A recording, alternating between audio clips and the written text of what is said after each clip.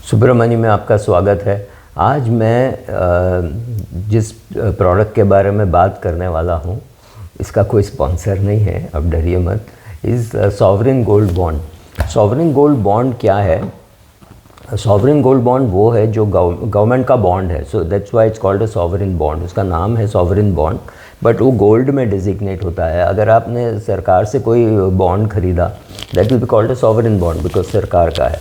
तो बट ये आपको जो मिलता है वो ग्राम्स में मिलता है। 1 ग्राम, 10 ग्राम, 100 ग्राम, जो भी आप लेना चाहते हो उतने का मिलता है। So it is designated in gold. ये गोल्ड में होने के वजह से इसको हम सॉवरेन गोल्ड बॉन्ड कहते हैं।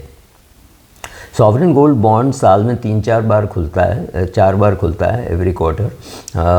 सडनली दे अनाउंस के भाई दिसंबर के 18 तारीख से 22 तारीख तक खुलेगी, तब तक आप अप्लाई कर लो और इसकी अलॉटमेंट आपको 28 दिसंबर 2023 में हो जाएगा। अगली बार कब खुलेगा? फरवरी में खुलेगा या मार्च में खुलेगा, मेरे ख्याल से फरवरी में खुलेगा।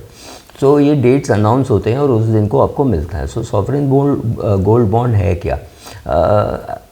हम जो इंडियंस हैं, हमको सोना बहुत अच्छा लगता है, राइट?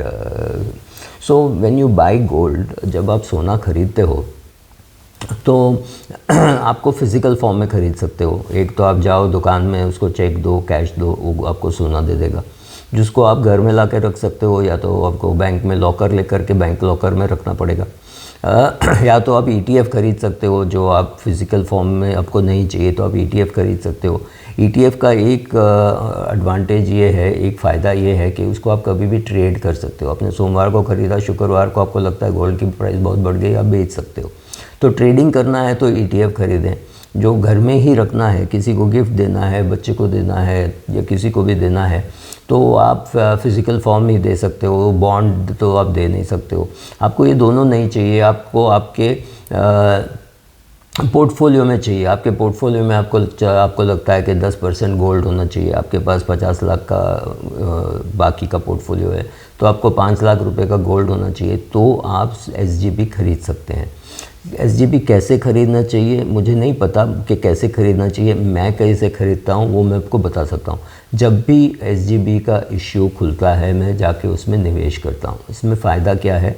मेरा प्राइस एवरेज आउट हो रहा है। अगर ये हर महीना खुलता तो हर महीना मैं ख़रीद लेता, लेकिन हर महीना नहीं खुलता है, हर क्वार्टर खुलता है, तो मैं हर क्वार्टर इसमें निवेश करता हूँ। SGB का फ़ायदा क्या है? SGB का ये फ़ायदा है कि जो पैसा मैं निवेश करता हूँ उसमें मुझे 2.5% 2.5% मुझे ब्याज मिलता है। तो साल में अगर मैंने 1 लाख रुपया डाला, 1 लाख रुपये का अगर मैंने गोल्ड बॉन्ड ख़रीदा, तो मुझे 2,500 रुपया इसमें इंटरेस्ट मिलता है, ब्याज मिलता है, जो टैक्सेबल है। और ये साल में 2 बार 1,250 रुपया मिलता है, राइट? सो 1,250 2 बार मिलता है 2,500 रुपये। अगर आपने 10 लाख रुपया डाला तो 25,000 रुपये मिलेगा। सो वो आप पर निर्भर है आप कितना डालते हो। तो पहला तो सेफ़ है। इफ़ कोई सरकार है, अदर साइड इज़ सरकार, सो इफ़ सरकार अगर कहती है ये 24 कैरेट गोल्ड है विद 0.999% 99.9% प्योरिटी और whatever, you have to believe that. And इसका जो फिज़िकली तो आप इसमें सोना देख ही नहीं सकते हो। आप जब निवेश करते हो तो आपके बैंक से करते हो, और जब पैसा मिलेगा आपके बैंक में क्रेडिट होगा।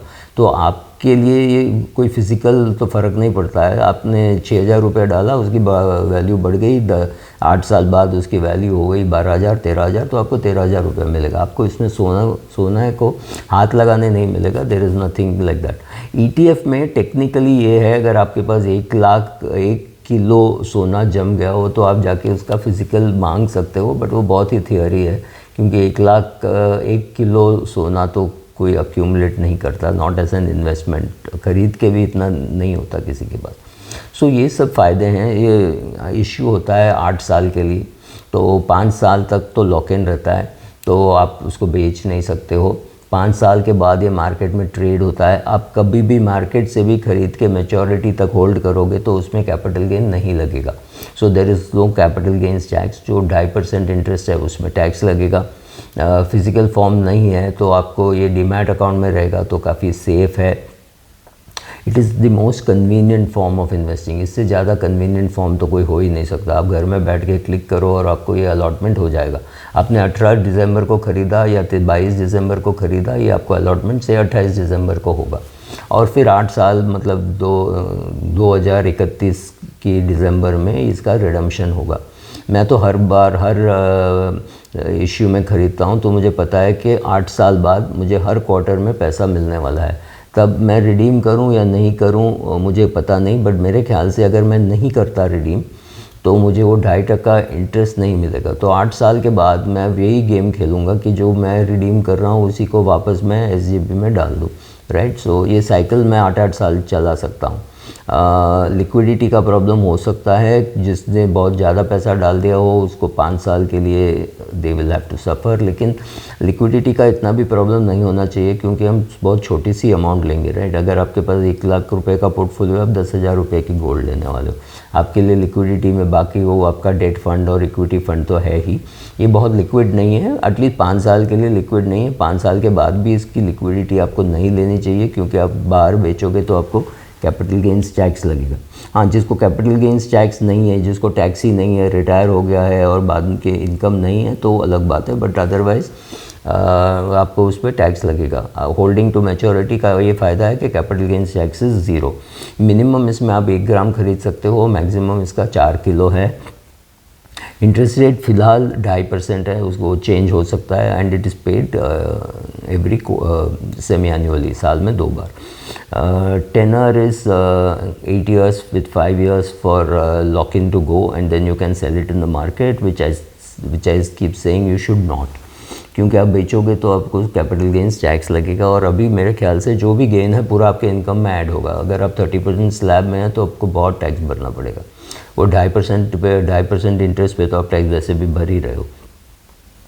So government guarantee, physical form की ज़रूरत नहीं है, डीमैट फॉर्म में रहेगा, चोरी होने का कोई डर नहीं है, इंटरेस्ट पेमेंट भी मिलता है। अगर गोल्ड अप्रिशिएट नहीं करता है 3 साल तो अभी आपको 7.5% तो मिल गया। बाकी लोग जिन्होंने फ़िज़िकल ख़रीदा उसका तो कोई अप्रिसिएशन ही नहीं हुआ।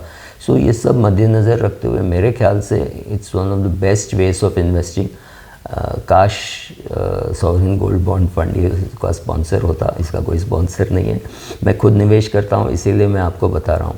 आपको निवेश करना है कि नहीं आपको तय करना है। अगर आपको, मैं एक बार और बोल दूँ, अगर आपको किसी को गिफ्ट करने के लिए चाहिए तो फिज़िकल चाहिए।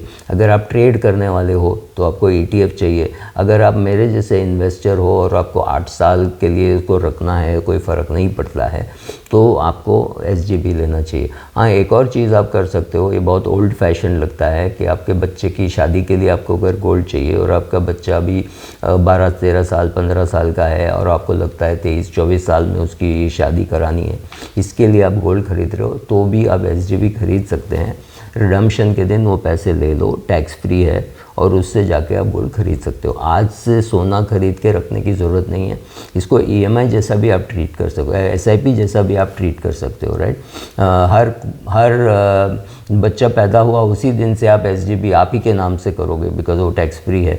आप ही के नाम से आप 1-1 ग्राम हर क्वार्टर में जमा करते जाओगे तो हर साल आप 4 ग्राम खरीदते हो तो 20 साल में आपके पास 80 ग्राम आ जाएगा, right. So that is one thing you can do, you can accumulate. क्योंकि बच्चा पैदा होती है, वो भी लड़की पैदा होती है, सब लोग घर में कमेंट करते हैं, अरे शादी में सोने की ज़रूरत पड़ेगी तो अब इसे ख़रीद लो। अभी से आप SGP खरीद सकते हो। So these are ways of accumulating. But मैं तो नहीं मानता, बहुत ओल्ड फैशन है टू थिंक बच्चे की शादी में कोई सोना देता है। आजकल आपकी बेटी को आप पढ़ा दोगे तो आपकी बेटी सोना है। सो मैं तो ये नहीं मानता कि सोना देना चाहिए, बट कोई भी कारणवश अगर आप सोना अक्यूमुलेट कर रहे हो तो SGP is a good way of accumulating gold. मैं मानता ही नहीं हूँ कि गोल्ड ऐसा शौक के तौर से आप ले रहे हो तो फिज़िकल गोल्ड लीजिए, क्योंकि आपको पहनना है, आपको गिफ्ट करना है। आपको ट्रेड करना है तो ETF लीजिए। अगर आपको अक्यूमुलेट करना है मेरे जैसे तो SGP makes sense. Thank you.